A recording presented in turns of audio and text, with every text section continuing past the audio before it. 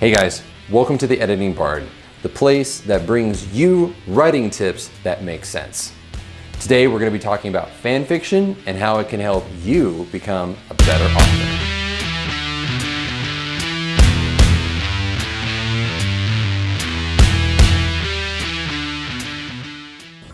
Fan fiction.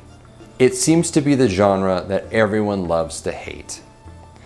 Now, it's usually people who are looking down on others, just starting out and saying, man, you can't write. You only write fan fiction. That's what nerds do. Newsflash, writers are nerds. We're just a different kind of nerd. Some people may not like to hear that, but at least that's the category of author that I fit into. I'm a huge nerd, and I write fan fiction. More specifically, I write Lord of the Rings fan fiction. I love Lord of the Rings. I grew up on Lord of the Rings. I've memorized Lord of the Rings. I can tell you probably more information than you would care to know at any given time about Lord of the Rings. But because of fan fiction and writing Lord of the Rings fan fiction, I've actually met some incredibly awesome people on Wattpad. Now, if you're not familiar with what Wattpad is, it is basically a giant nerddom devoted to authors telling their stories. And I love it. I discovered it a few years ago and I was in a slump. I had plotted my story to the grave. My original story that I had been working on for a decade. Plotted it to the grave, said a prayer, and said, I'm done. So after writing for so long, for a decade of my story, I decided that, you know what, I don't even know what my author voice is anymore. And for those who are just starting out, your author voice is kind of your own unique style. And I didn't really know what that was. I had spent so much time researching how to properly write all of the things that come with, that particular genre. I write fantasy, Christian fantasy specifically. And it bothered me that I had kind of lost this passion to write. At least that's what it felt like, right?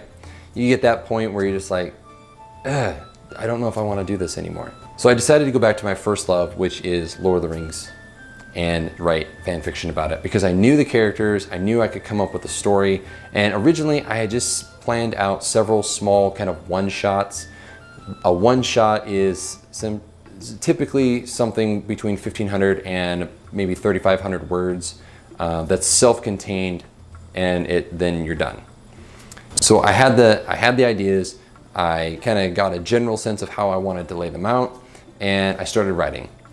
I did one that was called Into Depravity, which is essentially a much sadder, more depressing version of Gollum's backstory. If you didn't think that was possible, I dare you to go read it and tell me otherwise.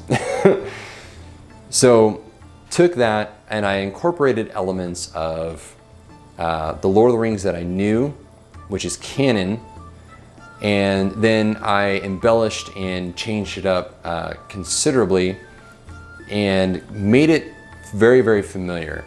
One of the ways that I did that was Smeagol's mom gives him her wedding band as a birthday present because they were so poor she couldn't afford anything else. And so she says that this ring is precious to me. Well, she ends up dying rather brutally. And Smeagol finds her, flies into a rage, kills his father because that Gollum portion kind of takes over and he just snaps because his dad takes that ring and chucks it into the Anduin. And then we get the Smeagol that we have today. But I didn't stop there and I continued to torture him for part 2. For Smeagol fans out there, I love Smeagol. I can talk like Smeagol, but it's dark. My precious. What was that? Anyway, then I moved on to the next one and the next one, and I was building up this kind of larger narrative. It was going to be self-contained stories And it ended up turning into 5 books. Well, technically the 6th one is still planned, and I'm halfway through writing the 5th one. And I put my first drafts up.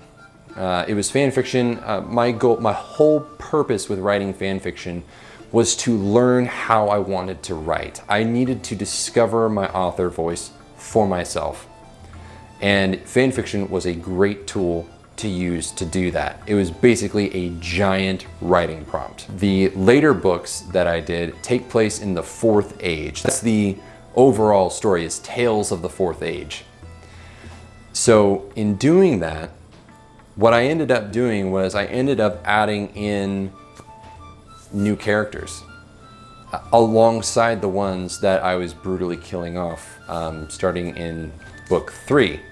No, actually I take that back. Almost everyone that was good lived through book 3. Book 4 is where everybody just kind of starts dying.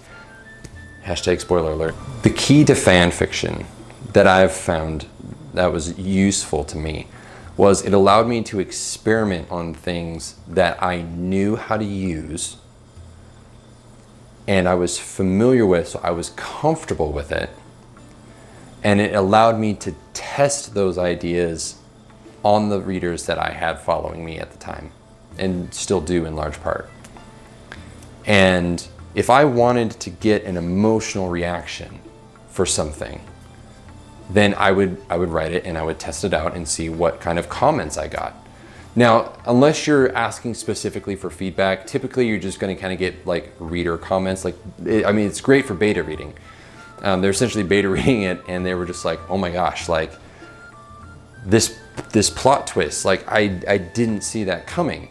Many of you who are watching this and follow me on Wattpad, you're still wondering where I left you off at. I'm sorry about that. Plot twist, I promise. It'll be worth it. Anyway, moving on. It allowed me to experiment with things that I was familiar with and comfortable with, and I got reader feedback, which was key. I needed to get that feedback. It wasn't criticism, and it wasn't direct feedback. It was between the line feedback. They liked my writing because I had pacing. It was a very thriller-like. Sometimes at moments it was horror. It encompassed many of their favorite characters, so they were already kind of emotionally invested, and I got them emotionally invested in the other original characters that I created, and they were only in it for a very short time. That told me a couple of things. Through reading between the lines, I knew that I was able to create engaging characters, that I could write plot twists that no one would see coming, and that I could layer it throughout. And sometimes they would think one way because I set a certain reader expectations and then completely flipped it on its head and subverted it. Not for the sake of subverting it.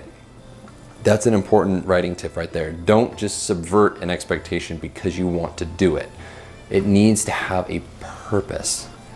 But fan fiction allows you to do that. It allows you to experiment, allows you to explore. No matter what the fandom is, fan fiction is great for practicing your craft and finding your voice. I hope you guys liked this video. I'm a huge fan fiction advocate. I've been writing fan fiction since I was 16.